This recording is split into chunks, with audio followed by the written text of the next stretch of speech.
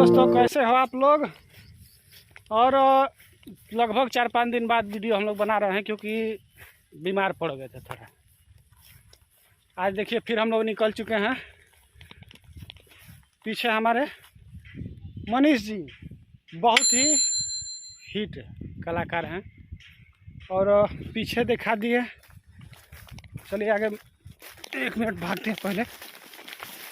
अब इधर देखिए पीछे साइड, अब वो आगे जा रहे हैं। क्या नाम है इनका, गौरी शंकर। ये लोग निकल चुके हैं, हम भी निकल चुके हैं।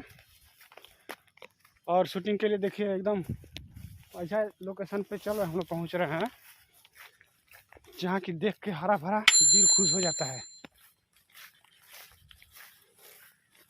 तो आप लोग वीडियो में ऐसे ही बने रहिएगा। आगे का पार्ट अगले हिस्से में लेके आ रहे हैं हम लोग। तब तक निकलते हैं। Thank you.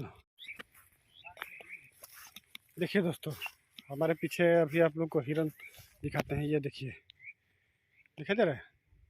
कहाँ गया? अभी तो दिखाई दे रहे थे। रुकिए, बैक कैमरा। ये देखिए दोस्तों, हिरन दिखाई दे रहा है। कितना अच्छा लग रहा है देखने में। वाह, कितने प्यारे लग रहे हैं ना। चलिए